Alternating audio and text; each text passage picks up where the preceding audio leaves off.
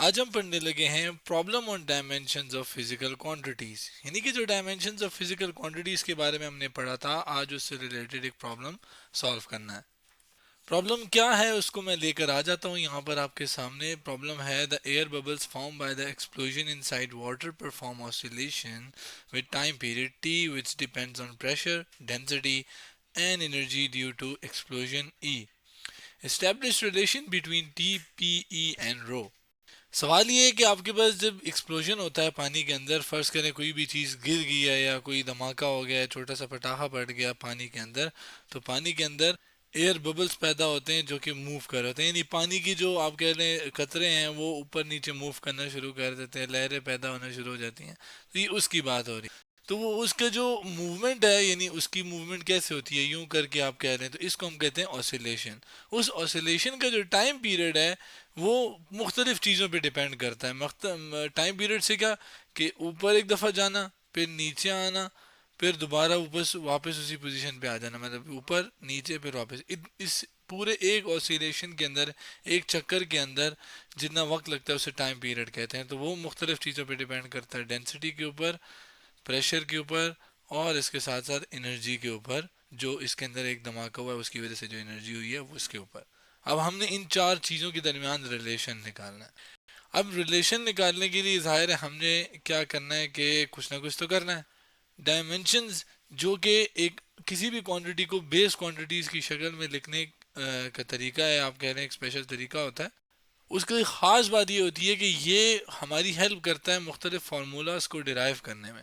जब हम dimension of physical quantities के बारे में हम पढ़ रहे थे तो उसमें भी यही देखा था कि इसका एडवांटेज यही है कि ये मुख्तलिफ फार्मूला बनाने की हेल्प करता है। मतलब अब टेंशन रो ई और रो सॉरी ये पी ई के दरमियान, जो इन चार चीज़ों के दरमियान जो रिलेशन, एक फार्मूला है जो कि हम बना सकते हैं, वो इसकी मदद से कैसे बनाएंगे, ये इसकी हमारी हेल्प करेगा। कैसे करेगा, क्या तरीका होता है, वो भी हम देखेंगे। और हम क्या करेंगे, डिराइव करेंगे। डिराइव का मतलब ये प्रॉब्लम कैसा हुआ, ये एक डेरिवेशन वाला प्रॉब्लम हुआ जिसके अंदर हम एक फार्मूला डिराइव करने जा रहे हैं डायमेंशन का इस्तेमाल करके। प्रेशर हम किसे कहते हैं, फोर्स पर यूनिट एरिया। एक खास जगह, एक खास एरिया के ऊपर जो फोर्स लगती है, जैसे इसके ऊपर अगर मैं इसके ऊपर मैं कुछ मारूं तो ये फोर्स पर यूनिट एरिया कहलाएगा, और इसको हम कहेंगे हमने प्रेशर लगाया। तो यहाँ पर पानी के ऊपर भी तो प्रेशर लग रहा है जब एक्सप्लोजन हो रही है। डेंसिटी क्या कहलाती है, डेंसिटी है मैस पर यूनिट वॉल्यूम, यानी एक यूनिट वॉल्यूम के अंदर कितना मैस समाया हुआ है, इसको हम कहते हैं डेंसिटी। यहाँ पर मैं चले ये थोड़ा बिल्कुल ही इसके साथ ही हो गया, इसको थोड़ा सा ऊपर कर लेते हैं। ठीक है, डेंसिटी क्या है कि कितना मैस आया समाया हुआ है एक वॉल्यूम के अंदर, एक यूनिट यानी एक यूनिट वॉल्यूम के अंदर। एनर्जी हम किसे कहते हैं, काम करने की ताकत, यानी एबिलिटी टू डू वर्क। अब ये सारी चीज़ें मैंने क्यों बताई, अब ये सारी चीज़ें चलें, एक तो पता चल गया ना कि कौन सी चीज़ क्या कहलाती है, टाइम पीरियड का भी मैंने बता दिया। लेकिन यही चीज़ें मेरी हेल्प करेंगी आगे फार्मूला इनका बनाने में और फिर एक डेरिवेशन करने में। प्रॉपर डेरिवेशन के लिए मैं नए उस पर आ गया हूँ, सोल्यूशन मैंने लिख दिया। अब हम स्टार्ट करते हैं। जो टाइम पीरियड है वो मैं बाय द वे ऊपर सब जगह लिखा हुआ है कि टाइम पीरियड टी है। एनर्जी जो है, एनर्जी वो है ई, यहाँ पर भी मैं लिख देता हूँ, ये एनर्जी के लिए ई यूज़ होगा कैपिटल। डेंसिटी के लिए रो, इस साइन को हम ऐसे भी लिखते हैं तो मैं इसको यूं करके लिख देता हूँ। प्रेशर क्या है, कैपिटल सॉरी स्मॉल पी इन्होंने लिखा हुआ है तो हम स्मॉल पी लिखेंगे। तो ये सारी चीज़ें और ये अभी हम इस्तेमाल करेंगे, इसको मैं स्मॉल पी लिखूंगा। ठीक है, तो ये स्मॉल पी है। अब आगे चलते हैं और हम प्रॉपर डेरिवेशन करते हैं। जैसे मैंने बताया कि जो टाइम पीरियड है वो डिपेंड कर रहा है कुछ चीज़ों पे, और वो चीज़ें कौन कौन सी हैं, वो डायरेक्ट रिलेशन है, जो भी रिलेशन है वो चीज़ों में से है। पहली चीज़ है प्रेशर, दूसरी चीज़ थी रो जो कि डेंसिटी थी, और तीसरी चीज़ थी एनर्जी। अब ये तीन चीज़ें हैं, इनके ऊपर वो डिपेंड करती है टाइम पीरियड। थोड़ा इनको मैं फासले पे लिख दूं। अब इसका फासले पे लिखने का वजह क्या है ये आगे आपको समझ आ जाएगी। अब इसका जो डिपेंड करना है प्रेशर के ऊपर वो कैसे है, क्या प्रेशर बढ़ाने से टाइम पीरियड बढ़ता है। अगर यही तो पता होता तो फिर तो फार्मूला हम आसानी से बना लेते, लेकिन यही तो नहीं पता। और अगर एक प्रेशर बढ़ाने से कितना टेम्परेचर टाइम बढ़ रहा है, कम बढ़ रहा है, ज़्यादा बढ़ रहा है वगैरह, ये चीज़ एग्जैक्ट मालूम करने के लिए हम डायमेंशन की मदद लेंगे। लेकिन हमें अभी फ़िलहाल नहीं पता कि क्या पावर होगी, क्योंकि पावर डिसाइड करेगी एक चीज़ की कि क्या रिलेशन है। तो पावर, अब मैं फ़र्ज़ करें यहाँ पे 1 लिखूंगा तो इसका मतलब है कि एक 2 गुना बढ़ाऊंगा तो टाइम भी 2 गुना बढ़ेगा। और अगर ज़ाहिर है स्क्वायर आ जाएगा फ़र्ज़ करें, तो वो इसका मतलब है कि 2 गुना प्रेशर बढ़ाने से 2 का स्क्वायर होता है 4, तो 4 गुना टाइम पीरियड बनेगा। लेकिन अगर यही चीज़ नीचे भी हो सकती है, माइनस में भी पावर आ सकती है। तो वो जो भी हमें नहीं पता, तो हम अपनी आसानी के लिए क्या करते हैं, इसको अपने नाम ए, इसको इसकी पावर बी और इसकी पावर सी कह देते हैं। और ये पावर जब पता चल जाए तो हम फार्मूला बना लेंगे। अब ये प्रोपोर्शनैलिटी जब इक्वालिटी में कन्वर्ट होती है तो साथ एक कांस्टेंट भी आता है, तो वो कांस्टेंट मैं के लिख रहा हूँ यहाँ पर। बाकी चीज़ मैं एज इट इज़ लिख देता हूँ नीचे करके, जो कि ये कॉपी और ये यहाँ से पेस्ट हो गया। डायमेंशन मेरी कैसे हेल्प करेगी, अब देखें। डायमेंशन एनालिसिस के मुताबिक, यानी डायमेंशंस के मुताबिक, रूल्स के मुताबिक, जो लेफ्ट हैंड साइड पे डायमेंशन है वही राइट हैंड साइड पे डायमेंशन होनी चाहिए। यहाँ पर अगर आप देखें तो ये जो के है ये एक डायमेंशनल लेस कांस्टेंट है, यानी एक ऐसा कांस्टेंट जिसकी कोई डायमेंशन नहीं है। अब बाकी आते हैं, बाकी चीज़ों के ऊपर बात करते हैं। लेफ्ट हैंड साइड पे जो डायमेंशंस हैं वो क्या है, left hand dimensions on left hand side, तो वो है टाइम। टाइम के लिए क्या होती है, कैपिटल टी होती है डायमेंशंस। मैं आपको टेबल से भी दिखा देता हूँ, ये टेबल हमारा हेल्प करेगा। ये सारी डायमेंशन बेस क्वांटिटी जिससे मिलकर बाकी मिलकर बनती हैं, यही इसी की फॉर्म में हमें चाहिए। तो टाइम की जो है वो कितनी है, टाइम कैपिटल टी, तो ये मैंने कैपिटल टी इधर लिख दिया। अब राइट हैंड साइड पे भी कैपिटल टी के बराबर होना चाहिए। क्या डायमेंशन है राइट हैंड साइड पे, अब देखते हैं। राइट हैंड साइड पे डायमेंशन के लिए मैं हेडिंग लिख कर आया, dimension on right hand side. जबकि राइट हैंड साइड पे है क्या, प्रेशर है, रो है और ई है। अब पहले अगर हम बात करें प्रेशर की, यानी यहाँ पर मैं स्टार्ट करूँ प्रेशर की, तो प्रेशर की अगर मैं स्मॉल पी से रिप्रेजेंटेशन हुई हुई है, तो प्रेशर क्या, जैसे मैंने ऊपर बताया था कि कितनी फोर्स लग रही है एक एरिया के ऊपर। एफ क्या है, फोर्स, कैपिटल ए क्या है, एरिया। तो ये आपके पास क्या है, प्रेशर की फॉर्मूला, ठीक है। जबकि अब मुझे इस फोर्स और एरिया को बेस क्वांटिटीज की फॉर्म में लिखना है ताकि मैं डायमेंशन लिख सकूं। राइट साइड पे मैं लिखता हूँ फोर्स बराबर होती है मास मल्टीप्लाई बाय एक्सेलरेशन। मास जो है वो एक बेस क्वांटिटी, एक्सेलरेशन के एक खास डायरेक्शन में स्पीड का तब्दील होना वक्त के लिहाज से, उसको हम ए से रिप्रेजेंट करते हैं। और एम ए बराबर किसके असल में होता है, बराबर होता है कितनी वेलोसिटी के अंदर तब्दीली आई टाइम के लिहाज से। वेलोसिटी मतलब एक खास डायरेक्शन में रफ्तार को कहते हैं, और वो तब्दील हो तो एक्सेलरेशन पैदा होती है। तो यही चीज़ एम तो है एज इट इज़ लिख दिया, टी भी एज इट इज़ लिख दिया, क्योंकि ये दोनों बेस क्वांटिटीज़ हैं। वेलोसिटी बराबर होती है कि कितना डिस्प्लेसमेंट कितनी देर में तय हुई। ये एस क्या है, डिस्प्लेसमेंट है। और यहाँ पर मैं नीचे लिख भी देता हूँ कि वी क्या है, वेलोसिटी है। और वेलोसिटी किसके बराबर होती है, displacement over time. Displacement S है, टाइम क्या है, टी है। तो ये आगे डिस्प्लेसमेंट क्या है, दो पॉइंट के दरमियान जो मुख्तसर फासला होता है उसको हम कहते हैं। तो फासला होता है लेंथ ही है, तो ये मैस और ये लेंथ है एस की जगह। और टाइम 2 दफ़ा है तो ये टी स्क्वायर हो जाएगा। तो अब इसके लिए अगर मैं डायमेंशंस लिखना चाहूँ, तो डायमेंशंस क्या हो सकती है, मैं एक ही बारी लिखूंगा। एम एस के लिए कैपिटल एम, लेंथ के लिए कैपिटल एल, टाइम के लिए कैपिटल टी। लेकिन ये टाइम 2 है और ये नीचे है, ऊपर जाएगा तो -2 हो जाएगा। और ये टी -2 इसकी डायमेंशंस आ गई। तो ये फोर्स की डायमेंशन जो कि मैं इसकी जगह लिखता हूँ, फोर्स की डायमेंशन है एम एल टी -2। और जबकि एरिया, एरिया होता है लेंथ मल्टीप्लाई बाय विड्थ।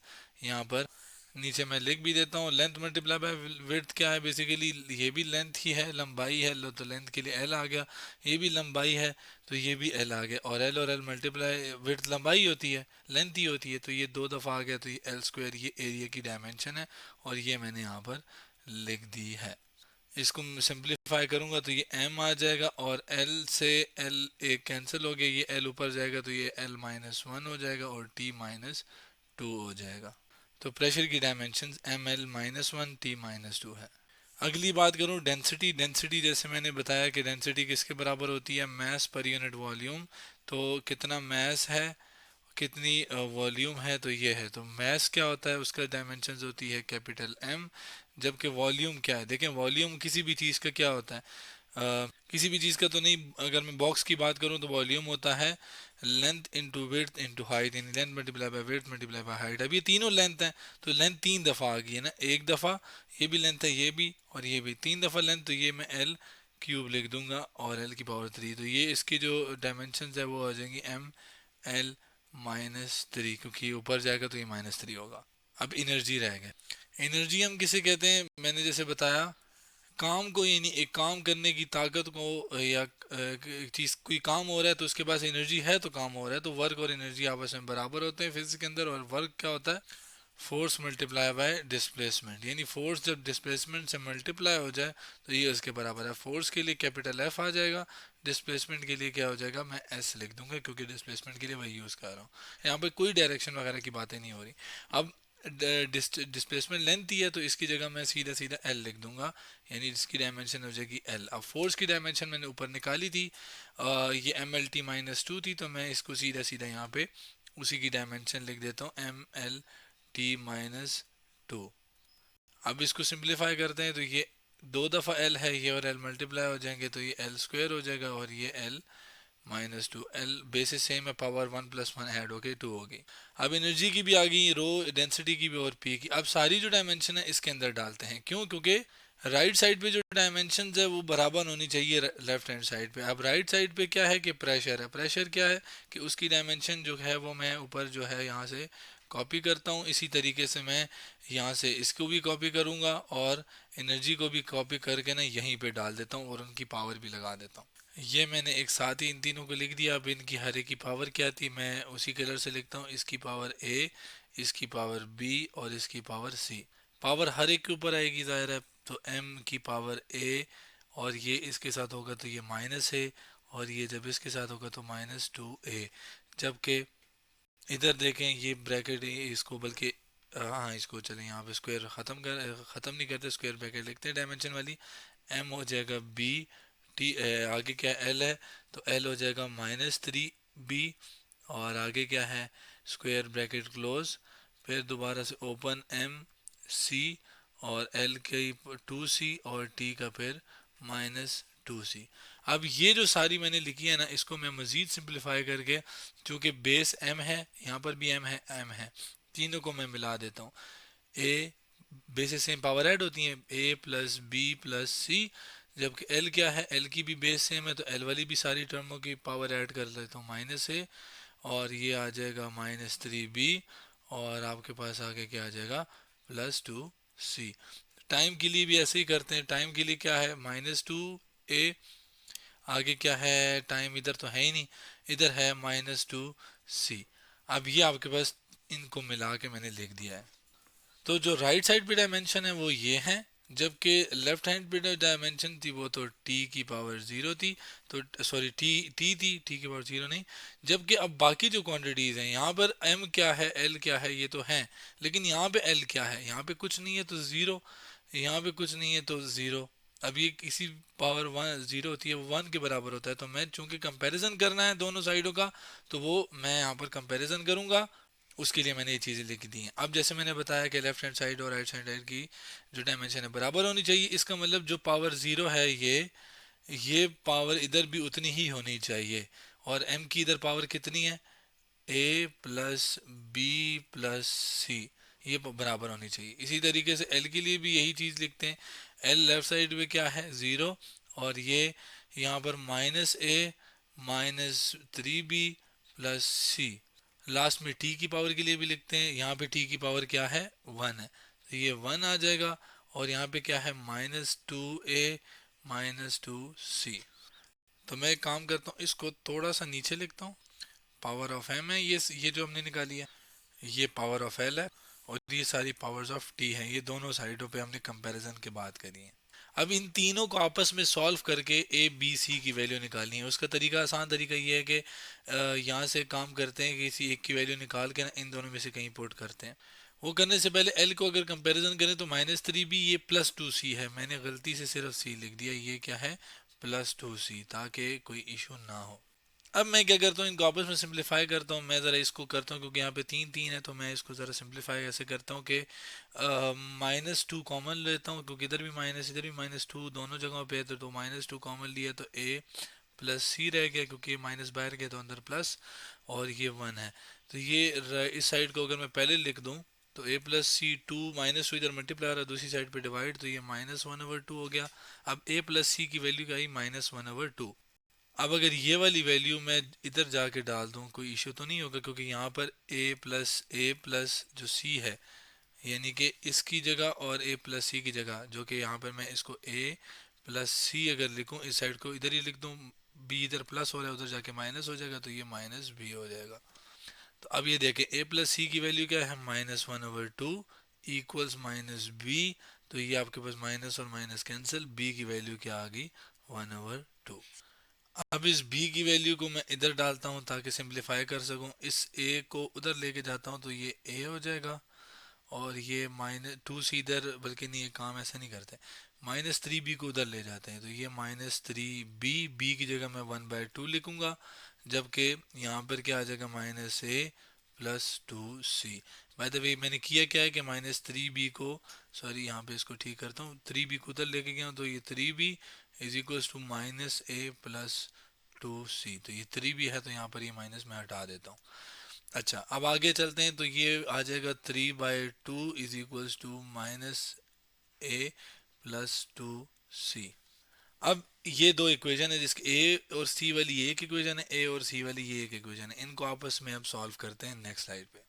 ये नेक्स्ट स्लाइड पे ले आए हैं, दोनों को ऐड करते हैं, इन दोनों को ऐड करेंगे तो ये कैंसिल हो जाएगा और ये 3c आ जाएगा, 3c इज इक्वल्स टू, ये दोनों भी ऐड होंगी, यानी 3/2 -1/2, बेस एलसीएम 2 3 -1 2, तो ये 2 और 2 कैंसिल, आंसर 1, तो 1 3 सी की वैल्यू आ गई 1/3।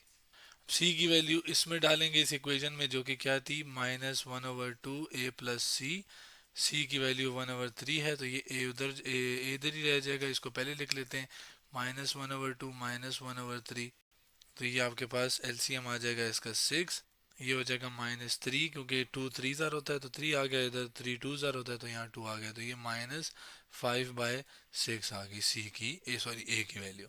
ए बी और ए सी और वो जो बी हमने ऊपर निकाली थी ये वाली, इन सब की वैल्यूज अब डालते हैं कहाँ पर, जो ये फार्मूला हमने बनाया था इसके अंदर। अब ए बी सी की जगह मैं यहाँ पे करता हूँ, इसको थोड़ा यहाँ पे कर लेता हूँ और इसको थोड़ा सा यहाँ पे। तो ये ए की वैल्यू थी -5/6, तो ये -5/6, बी की वैल्यू थी 1/2, तो ये आ जाएगा 1/2, सी की वैल्यू थी 1/3, तो ये 1/3। तो ये आपके पास फार्मूला आ गया, इन सब का एक रिलेशन है, बड़ा कॉम्प्लिकेटेड रिलेशन है लेकिन आया है यही, t इज इक्वल्स टू के और p की पावर -5/6, रो 1/2 और e की पावर 1/3। तो ये था हमारे पास आज का प्रॉब्लम, यानी problem on dimensions of physical quantities के बारे में बात की।